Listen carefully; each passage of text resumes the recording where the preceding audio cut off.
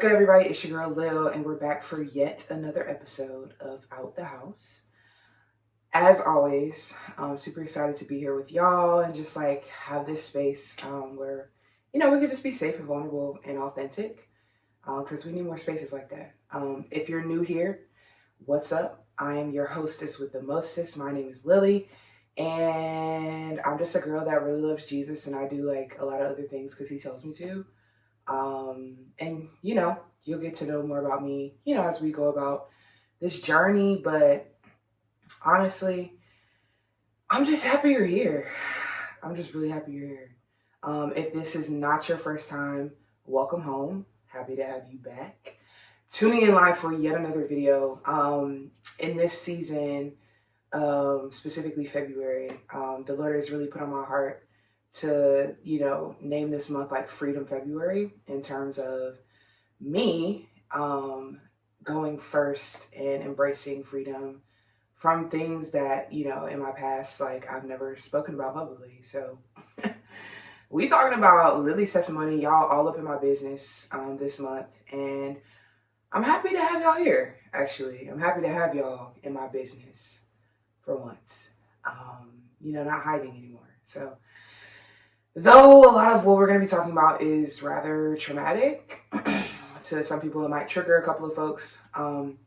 If that does happen for you or you're offended by the content in any way, I hope and pray that that would be a starting point for you to interrogate the offense that you have or like the trigger you have. Because I know for me, in my walk with the Lord, I would run away from triggers and not realize that the triggers that were in my life or whatever, and just like the offenses that I had, it was really God trying to like heal something in my heart.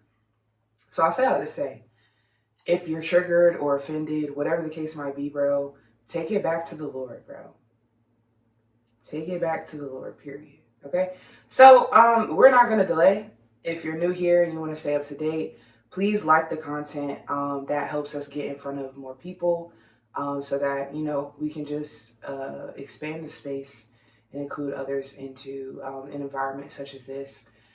Leave a comment. Let me know what resonates to y'all. I promise y'all, I really do be responding to the comments. And if you look on like any of the content I've posted, I really do respond to y'all's comments because if this is supposed to be a community, I want y'all to feel like y'all can talk to me, even though you might not be like directly connected with me. So yeah, drop a like, leave a comment, share the video if you feel like you're trying to bring up certain things with a homie or a family member and you don't know how to do that. Like, let me be the guinea pig. I'll take the blame so that y'all can start the conversations that need to be started. Because at the end of the day, like, that's the most important reason why we share testimony is to, one, give the glory to God and also, like, free other people. That's literally it. If you're not aware, I definitely have like a booking sheet where you can like book me to speak at events, host Bible studies, whatever the case might be. If you need me, I just want more information and then we can like have a quick little meeting about it. Whatever you need, like I'm here for you and I want y'all to know that. And also like I do this full time, like this is my job basically outside of school. So I want y'all to know and like know the resources there and also just like utilize it. I have a prayer form that I'm going to link in the description below. Please use it. Like if y'all need prayer in any way, shape, or form, if you're trying to give your life to Christ and you don't know where to start, what to do, where to go, please hit me up. Okay? I am your girl and I will literally rearrange my entire schedule for y'all. Okay? I told you this is what I do full time. So I'm doing things consistently as an entrepreneur, but like I'm willing to like be very flexible and interruptible in the schedule that I've set for myself.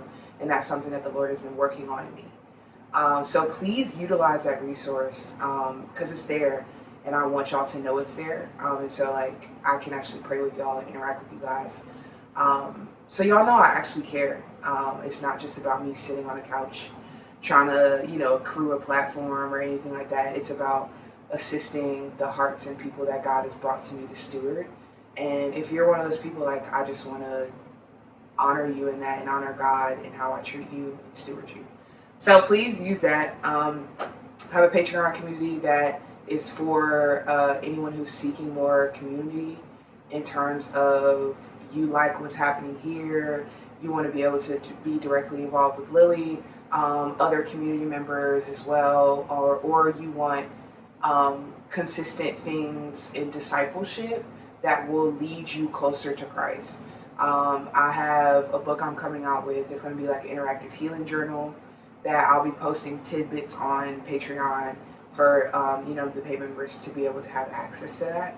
So please lock in with that. There's also a free membership option if you don't have it yet. It's okay, but just know that that's there. Excuse me, for you guys to utilize.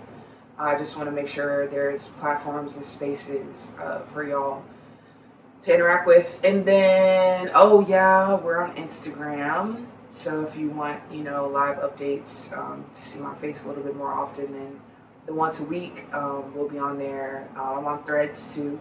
All that stuff is linked below in the description. So feel free, follow, like, subscribe, whatever, all of the things at your leisure. It's no pressure. I know that God is going to do his thing. If he called me to it, he's going to provide through it, period. So in Freedom February, let's get into the meat of things. Week 1, we went over just like childhood stuff, pre-puberty information. Last week we talked about my early adolescent years, so the tween, 10 to preteen ages. And I'm not gonna give away too much of that. If you want details, please feel free to go back and watch. Sorry for the breakup on Cell Block 2, because the enemy was working really hard for me not to post that video, and it still got posted anyway, period. So we talked about just rejection, abandonment from family. Where else do we go?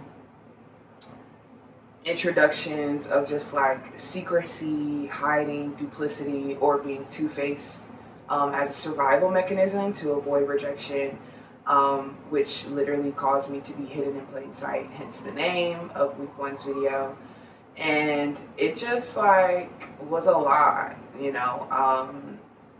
trigger warning for sexual abuse and things in those videos at 10 and 13 with me. And though these topics are really traumatic and they suck, at the same time, trauma blocking removed memories in my life. And so now that I have a relationship with the Lord and he's walking me back through the painful moments, it's actually been really exciting to be able to remember, even if the memories are painful.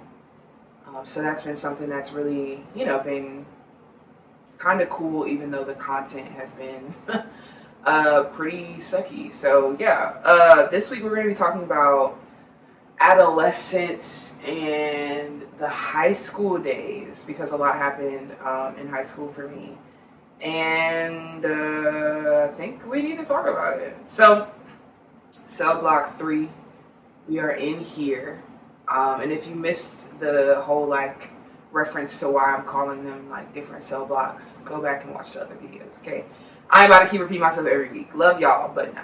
Okay, so so last week we talked a bit about when homosexuality got presented into my life at 13 while I was playing basketball in that space where that stuff was normalized. 13 years old, I think I was in 7th or 8th grade. I want to say, I can't remember the ages and how they align with the grades and stuff, but I know that in my hometown we have a junior high school and then the high school. So it was 8th and 9th grade and then 10th through 12th in the high school. But for us who were in the academic program that I was in, we would be going between schools to take classes, and some other students were able to as well.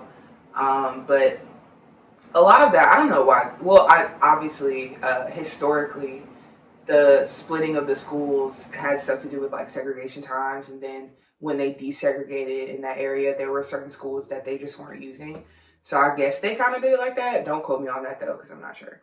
But yeah, so after all this stuff was happening at that point in time, being forced to play basketball, you know, it was getting fun or whatever, but it was really torture, like I'm not gonna lie. And this is might be surprising news to the individuals who saw me like doing well and excelling at basketball.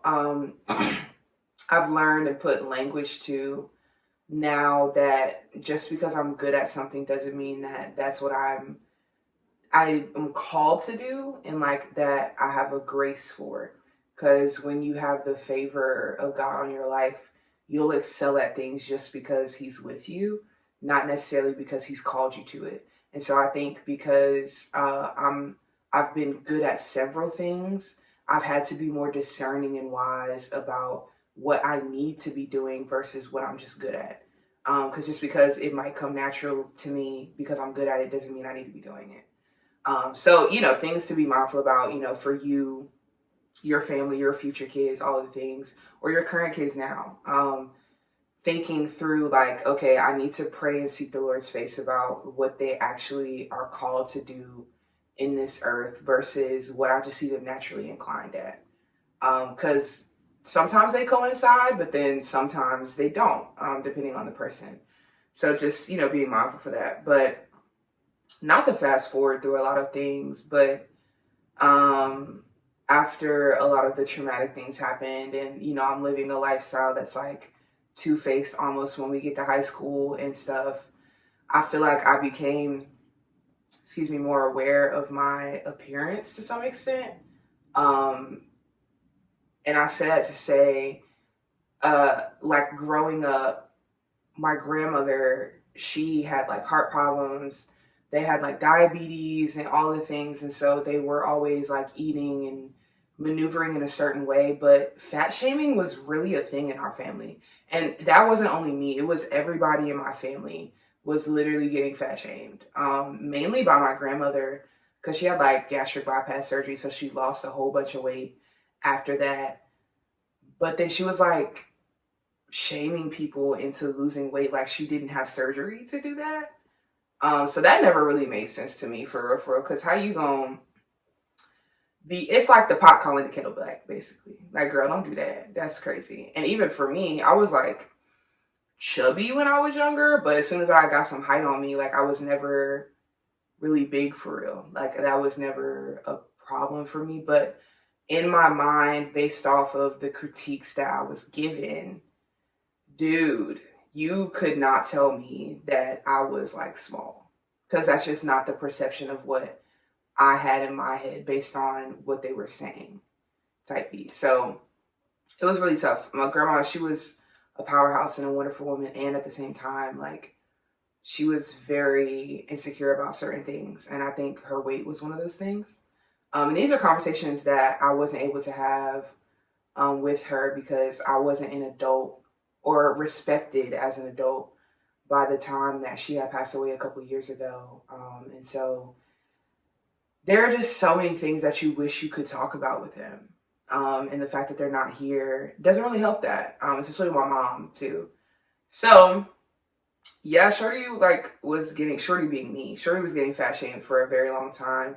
So as I hit the growth spurts and, you know, like I'm coming into my body and everything, I've become aware of the fact that I'm like conventionally attractive.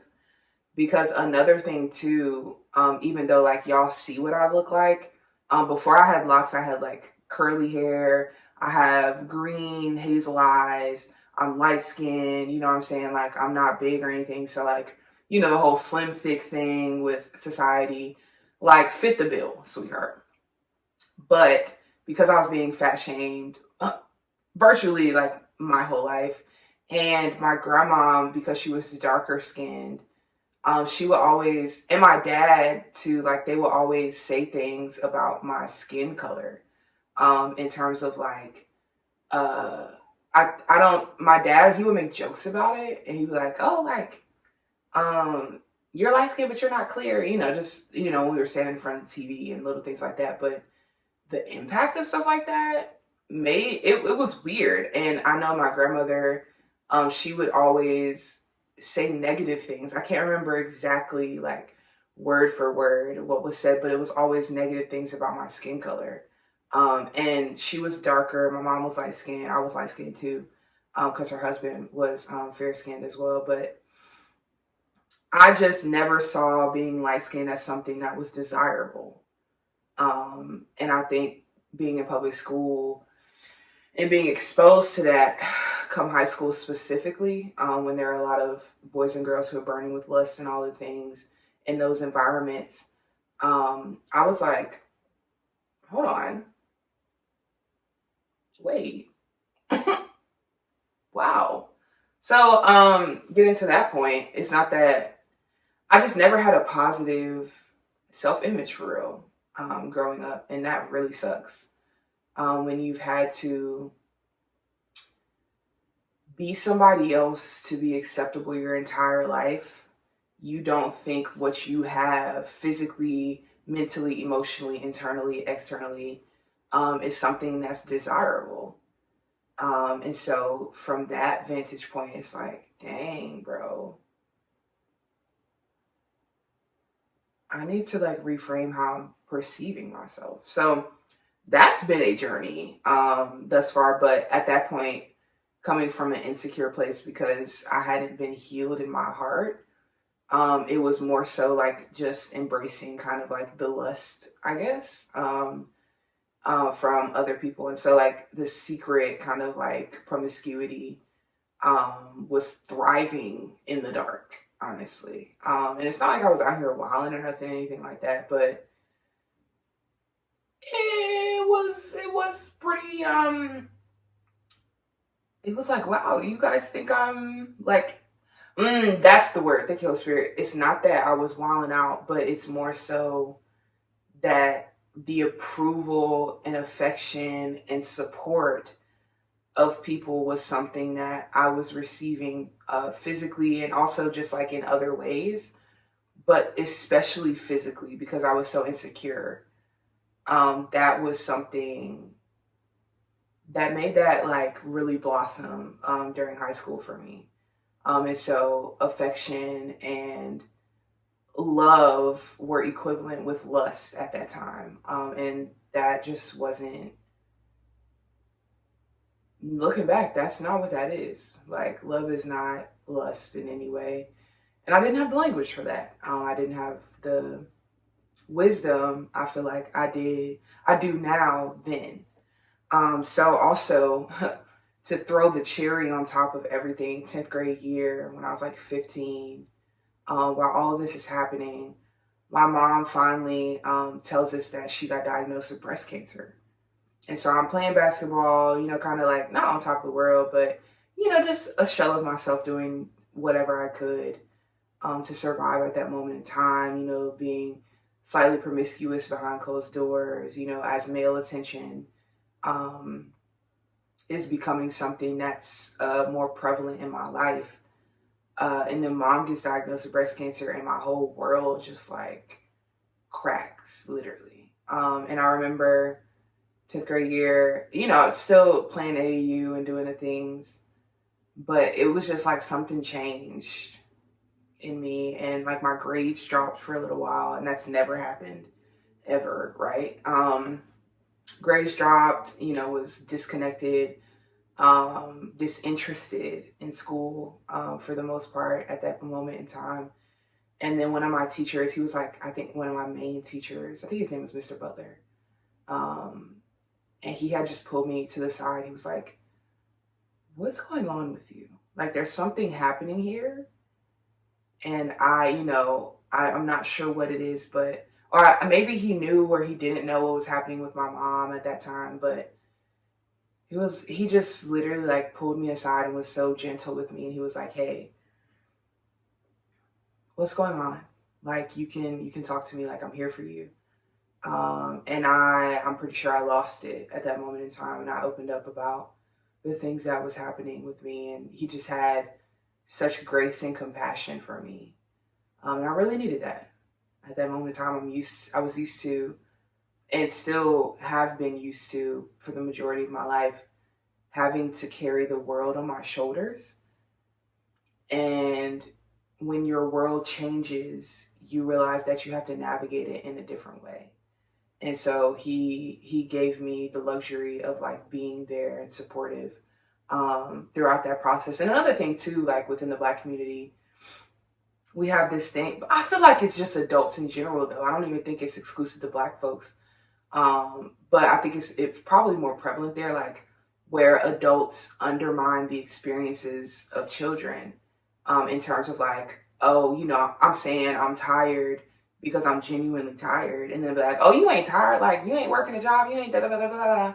It's like, actually no, like I don't have to do that to experience exhaustion. Like I'm exhausted, you know what I mean? And I feel like that's a form of invalidation that we've all faced, Black, white, young, old, blue, purple, it doesn't matter. And that makes you invalidate yourself. And so for me, I was like, oh, nah, like I'm not hurt for real. Like I'm not in pain for real. I'm not tired for real. But I've been exhausted for a very long time because it's been difficult having to live two separate lives. And when you think about it like that, it's like, oh, wow, I've been exhausted for a very long time. So, dude, also, like, you know, at that moment in time, I wasn't really seeking out like love and relationships at that moment, but I had like my first boyfriend around that time, and Jesus, that was a whole like thing, obviously with my dad, right? But with that first boyfriend and that relationship and everything,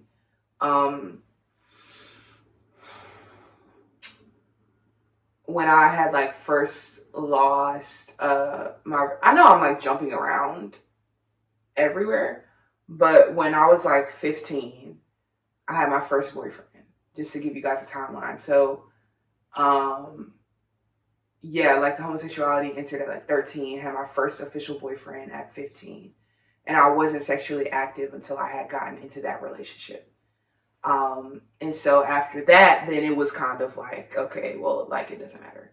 So just to like paint the picture, I lost my virginity at like 15, 16 in that relationship with that boy. And he was like, that was my first little love. Like I was enamored. We're going to be together forever. And that like the case is just closed, right? He was like a basketball player from Richmond or whatever. I can't remember how we met. I think we met at like a basketball game or AAU game or something. And we got connected via Instagram and all of that stuff, you know, typical things. So when I lost my virginity to him, my mom I'm pretty sure she prayed about it and like Holy Spirit revealed it to her, which is crazy. Like, don't ever think you're gonna get away with nothing having God-fearing parents, okay? Because it was like, it wasn't even a couple of days afterwards. And I was like, I want to tell my mom, but I don't think she's going to receive that well. So I was like, nah. So, and it was based off of like how my dad had received him at like my birthday party and everything. It was just really bad. Like my dad came in, he introduced himself as my boyfriend. Dad flipped out. He left for like the weekend. He rode his motorcycle. I found this out later. He rode his freaking motorcycle up to New York and back just because I had a first boyfriend that he met. I was like, dude, please. Like, you're going to make me be secretive about everything in my life, bro. Literally. So, anyways, that happened. And then I was scared to say anything because I was like, I don't know how my mom's going to react. And if it's anything relatively near to how my dad reacts to me, then it's wraps. Like, I'm good. Like, I don't want to say anything. But she just asked me one day. She was like, did you have sex? And I was like, girl, what? Like, what are you talking about? You know, deflecting all the things. And after that, you know, obviously, like, I caved and admitted because I'm not going to lie to my mom. And the thing, it was so weird. She didn't say anything after that about it. And she, like, high-key ignored me for, like, 2-3 days. And then she just kind of like came back and was like, okay, we're going to the doctor, we're gonna get you on birth control, da da da da. And I was like, question mark? Like, we're just not gonna talk about that at all? And I never had the chance to talk to my mom about this because I was a kid at that point in time, but I didn't have the language to do so. But I was like, oh, we can't talk about sex with anybody now. Only person we can barely talk to about it is the doctor. And barely that because mom was in the room. So I'm like, oh my gosh, I gotta lie to everybody now.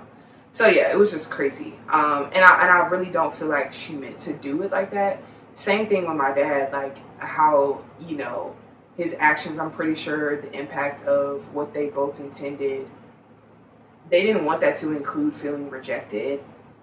And at the same time, I wish I would have been able to articulate that to them and be like, hey, I feel like I cannot talk to you guys about anything right now in my life. And I wish I could have done that.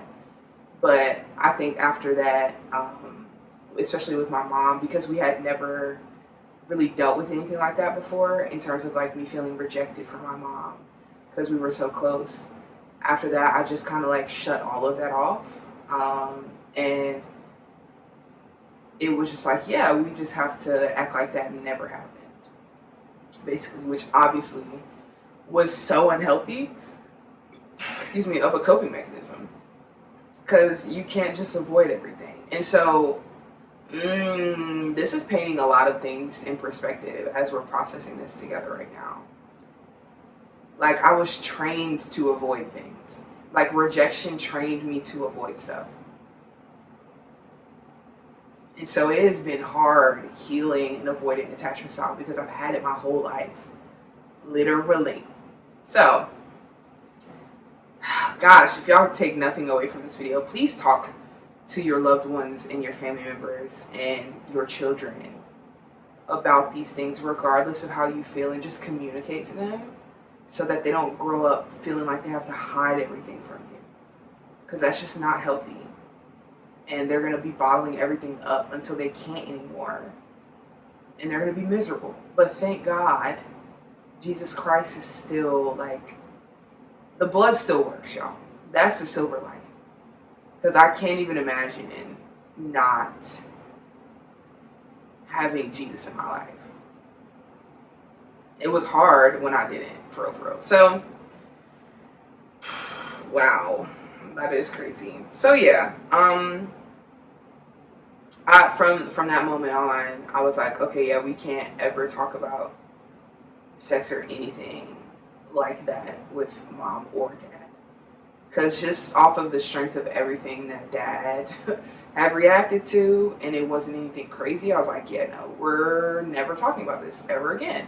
So that set up the stage for, you know, when I did try to decide if I wanted to have a girlfriend and everything and try out that lifestyle, I really couldn't tell anybody. And then even a lot of this stuff I feel like happened at similar points in times in my sophomore year, because I was dating dude from like my 9th grade year, I think, into my 10th grade year, and then we had broken up, I think, over the summer or whatever.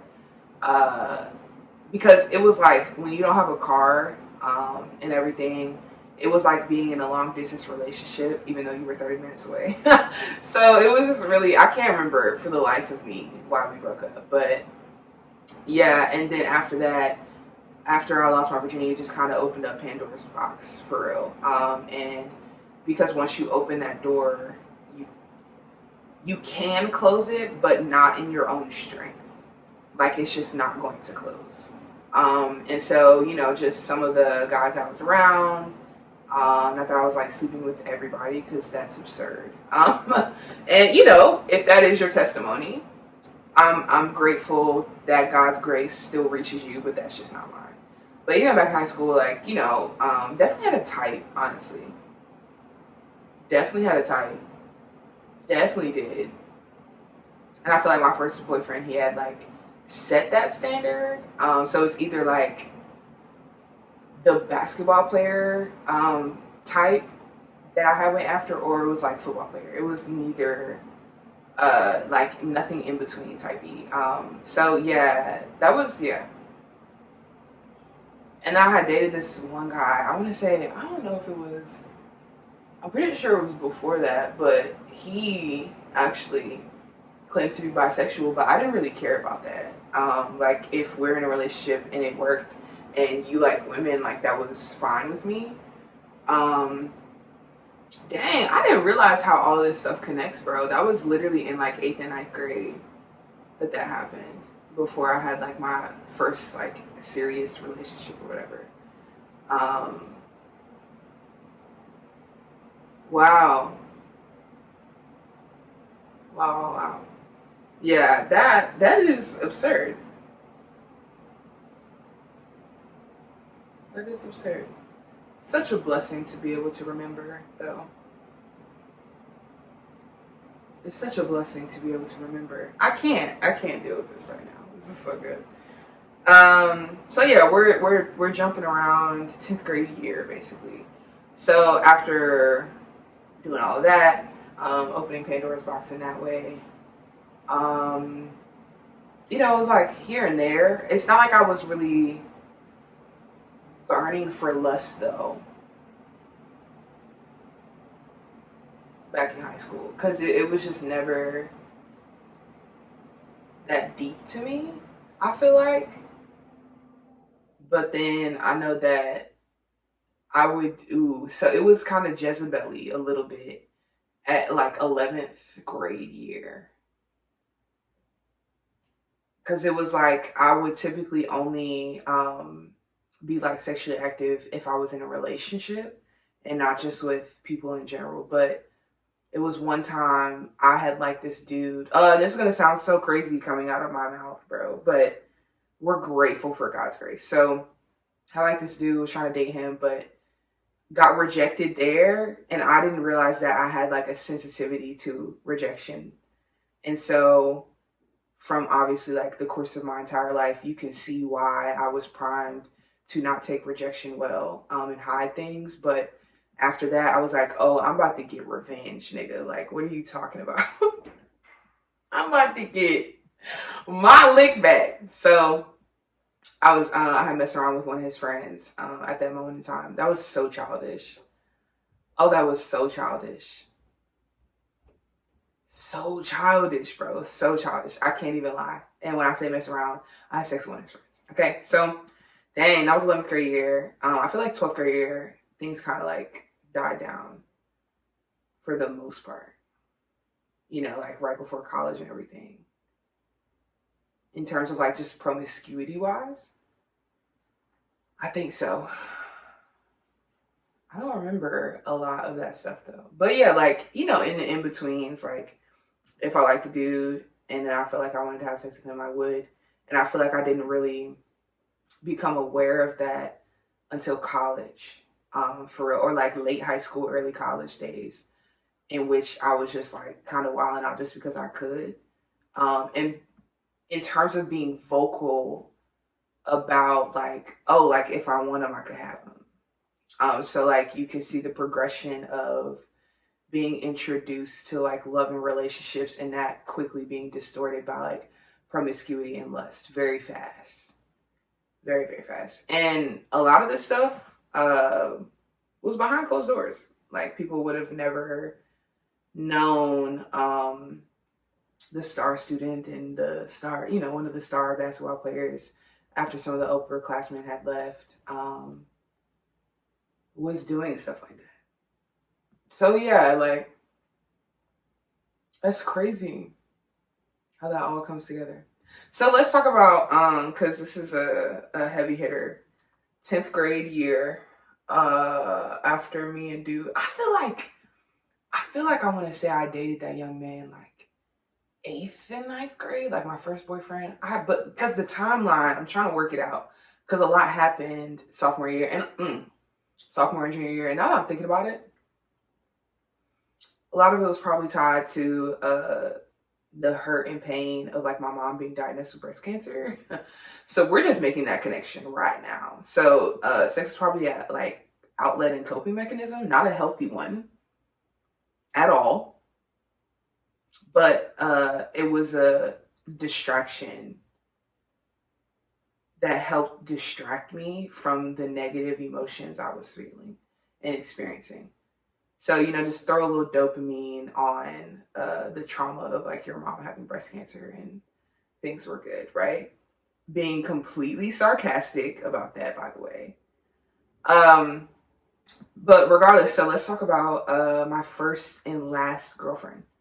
So, I was introduced again to homosexuality at the age of 13. And it was a lot of like very secretive kind of thing when Shorty had like forced herself on me, and then like we kept interacting in that way. And then once, you know, joined the basketball team and everything, like eighth grade, ninth, I want to say ninth grade, eighth, ninth grade, whatever. Um, it just wasn't really taboo in that space. It wasn't really something we were talking about for real at that young of an age. But as we got into high school, it wasn't taboo anymore. And so 10th grade year, come upon that, we start playing with like the varsity girls, all the things, and we all are like practicing together, you know, doing all the things. And then I think it was, yeah, 10th grade year was the year when like the upperclassmen who were like the stars of the squad and our team that had been playing together for some years, like AAU, all of the things, we were all on the same team. So it was like the underclassmen and the upperclassmen there. And one senior on the team, I can't remember like how we got introduced at all. But it was obviously the basketball team. And then so I guess time goes by for some way, shape, or form. I guess she pulls up on me, and I was like, we'll give it a shot, right? And I think that's, now that I'm looking back in just in terms of a lot of my relationships, ooh, this is about to ruffle some feathers a little bit. I would say 9 times out of 10, a lot of the relationships that I found myself in was simply because like someone was attracted to me or interested in me, and I was just like, I didn't have any standards, so I was just grateful because of my negative self-image and stuff, and like zero self-esteem at that moment in time, or just self-esteem that was based on insecurity. I was just grateful to have someone like interested in me. And so I wasn't even able to like love people or be in relationships with people from a secure place. I was just grateful that they saw something good in me. Whew, yikes, that is crazy.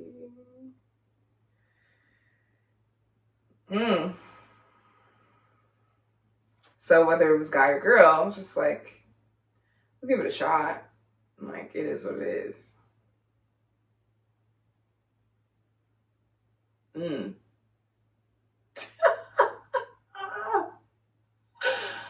Wow. Because I know I haven't really had too many relationships in my life. I would say I had like one major one in high school, and then with the guy I lost my virginity to, then the 3 month relationship with the girl simply because it was my first and last girlfriend. And then I had one boyfriend in college that I was with for like 2 years. And then after that, I had another relationship for like 9 months. But yeah, no. I would say outside of like the last relationship I just had, and I was like, what, 2 years ago now, almost? A lot of my relationships were, oh, you like me. We can be together because of that. Oh, God. Oh, this is why we need to heal friends and family before we get in relationships with people, because you will make trauma informed decisions even in your relationships, if you're not healed when you get into them. And that has been in all of my relationships. I have made trauma-informed decisions in all of them, simply because I haven't been healed till like now. And like healing is, excuse me, a continuous process. But I really do stand on 10 toes down the fact that there are certain things that we should be healed from before we get in relationships with people, especially like a lot of the childhood stuff, that it will affect the way that you show up in relationships. And it's not that it should be a barrier to you having relationships, but you should be knowledgeable about the things that make you tick before you get with people in a serious way. So yeah, so back to the whole girlfriend thing. Shorty like expressed interest or whatever, and I was like, oh, it's cool. So we were dating for literally like 3 months. She was wonderful. She was a wonderful young lady. She like would bring me Starbucks and stuff. I don't even drink coffee, so she would give me like a little like Java chip or something like that. She was cool. Her friends were awesome. Her mom was really nice too, but it just wasn't for me. And I feel like deep down I knew that, which is why I didn't want to get too serious. And so let me acknowledge that if there is ever a relationship that you feel like you're intentionally like holding back from, 9 times out of 10, like you really don't want to be in a relationship for real, or you don't want to commit for real. You just like the benefits of being with that person. I'm gonna let that sit for a second, because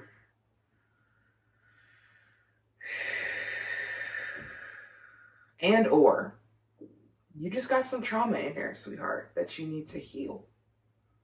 But trauma becomes your idol to the extent that it governs your decision making more than the Lord does. And I didn't know that then.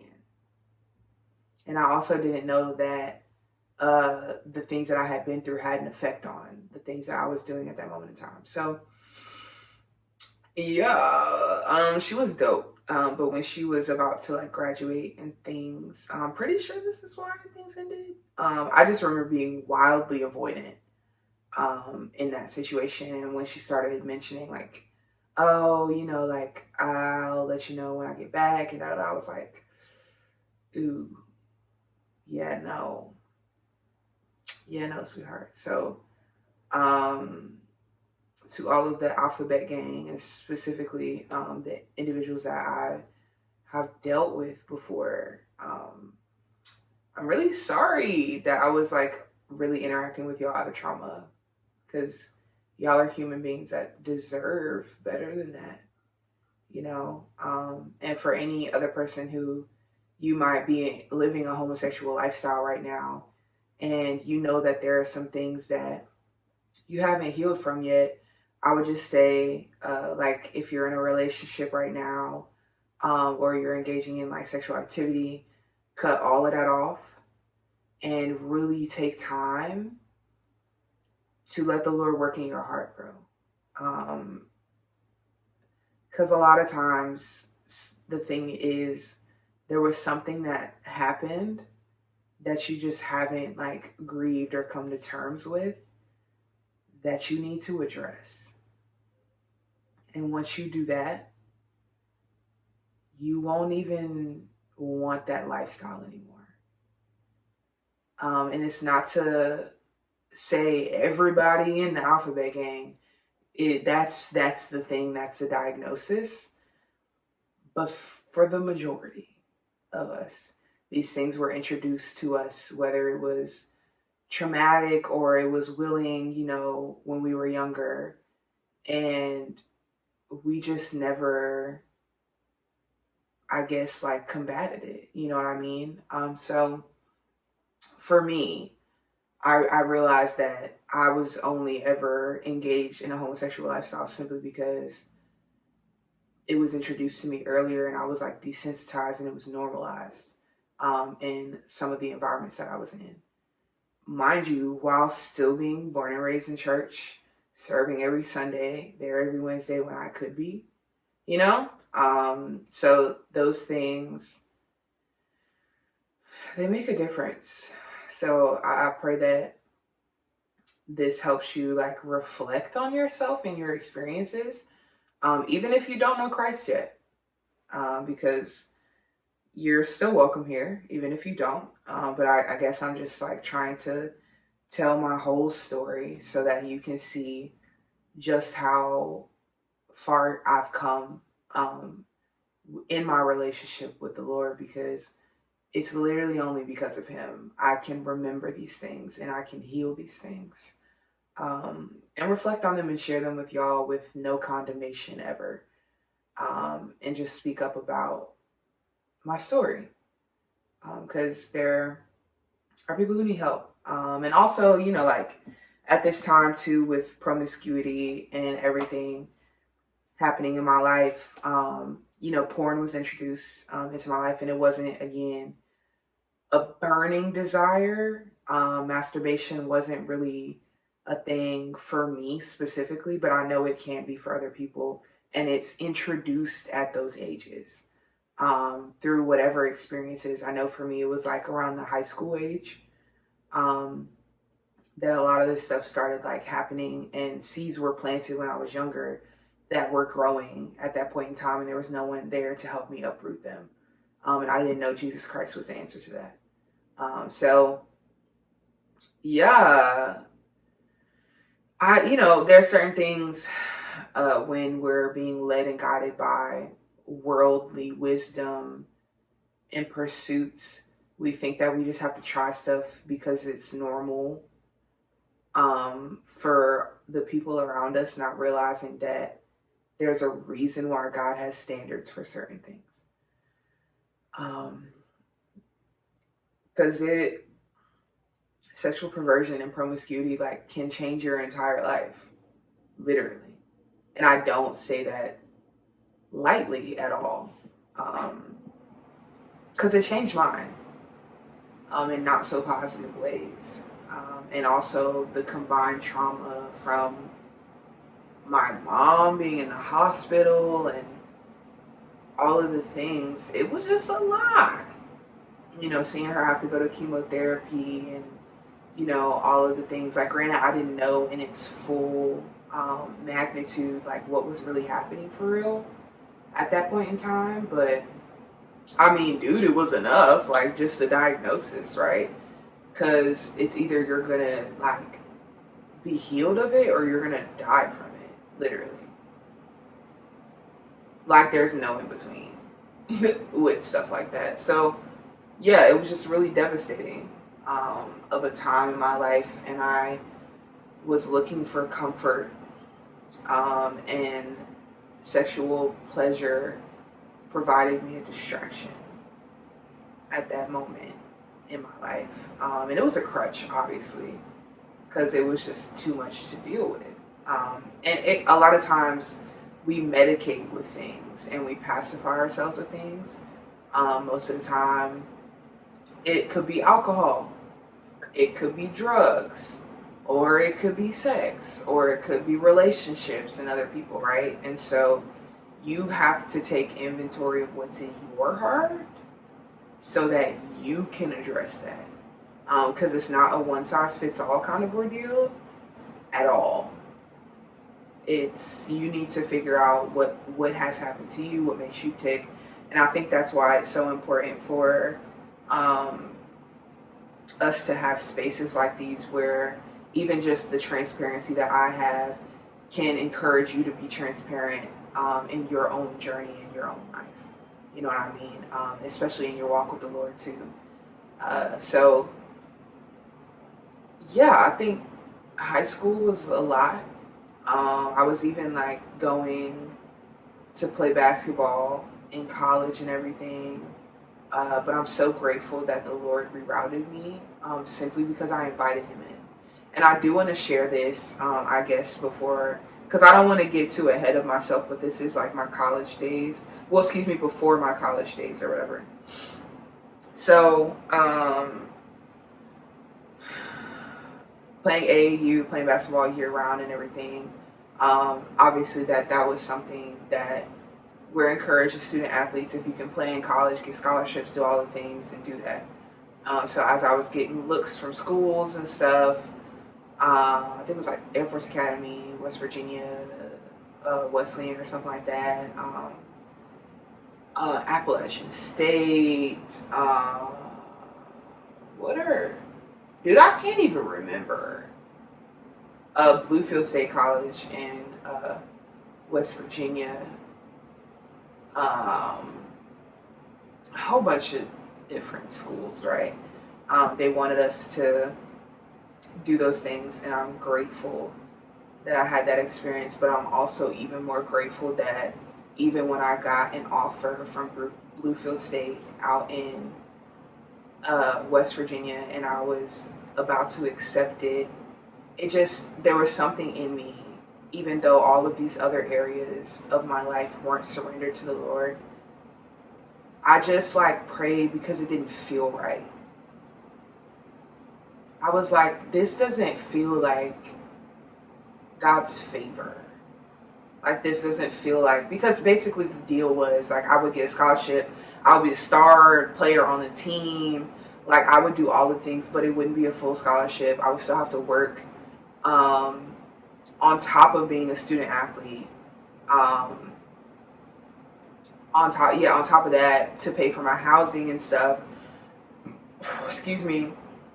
I wouldn't be able to like bring my car in the mountains. Like, there was no housing on campus. It was just kind of like crazy, or whatever. The coaching staff was amazing though, and I really appreciated the team. Got to meet them and everything. Went on a visit and stuff. It was just something that it just didn't feel like this was the grace of God. You know what I mean? And even though I wasn't even living for Him at that point in time, I knew that wasn't it. Like, something deep down just wasn't settling, and I didn't feel the peace of God there. And so I was talking to my grandma about it and everything, and she had some homies at Virginia State who worked in like academic affairs and things. And with the grades that I had, she was like, there's no reason that they shouldn't be giving you a full ride, right? So, you know, it's not like I was like fasting and praying and seeking the Lord's face, because I'm not going to sit here and act like I was. But it was just something deeply unsettled in me. And I just didn't, at that time, I didn't know that was the Holy Spirit trying to guide me and lead me into all truth. And so we went to my grandma's homegirl's office at Virginia State, and she knew some people at different HBCUs. So like, was it Winston-Salem, North Carolina A&T? She even called some people at Virginia State. She called people at Norfolk State too. So like, out of the 4 or 5 schools that she called, it was Dr. Shackelford. Shout out to Dr. Shack. He was the vice president of student affairs at that time. And, you know, she was just telling, she's like, you know, she's got 4.2 GPA. She's got this and that on the SAT. She's coming in with this many college credits. Is there any type of academic package that y'all can offer her? Some schools were like, you know, yeah, we can do a partial scholarship, maybe not a full one, and then when she had called Norfolk State and talked to Dr. Shack, he literally on the phone that day was like, her grades are what? And she was talking to him, and then she put him on speakerphone, and she was like, okay, you can repeat what you said. And he was like, just tell her we have a full ride for her. And I was like, I'm sorry, what? A full academic scholarship at that. On the phone. And I was like, okay, like, when do you need me on campus? Because if you tell me pack my bags and be there this weekend, I will be. Right? And so, dude, that changed my whole life that day. It really did. And so I had to call my, because I had already committed and everything to go into the Bluefield State School, because, you know, it seemed that was the best option that I had at that point in time.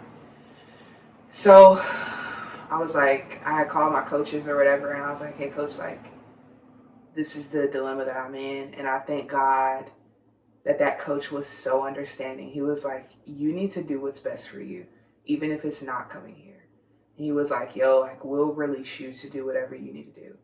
And so that was literally one of the most joyful days. I remember I was outside at Virginia State after getting off the phone with my coach. And I felt so bad because I was like, I don't want to let y'all down. You know what I'm saying? Like, I know y'all were expecting to have like me as one of your star players. And he was like, no, you need to do what you need to do for you. So after that, the rest is to some extent history, but we're going to get into more of the college days in the 3 years I was at Norfolk State then. But dude, I feel like that was really, really crazy of a time, because even when I wasn't living for the Lord, like, he really orchestrated that in his grace, even in my rebellion, and just like lack of guidance and disobedience and all of the things. He was still there, you know, and he did more than enough. Going to Norfolk State was probably one of the best things that's ever happened to me. And for the Lord to orchestrate that, it changed everything for me. So outside of all of the traumatic things, you know, that were happening and we're reflecting on in high school, being able to look back and still see the Lord's hand over my life is crazy. It's really crazy. It's really crazy. A good crazy, though. It's really crazy. Seeing how, like, his love really sustained me, bro.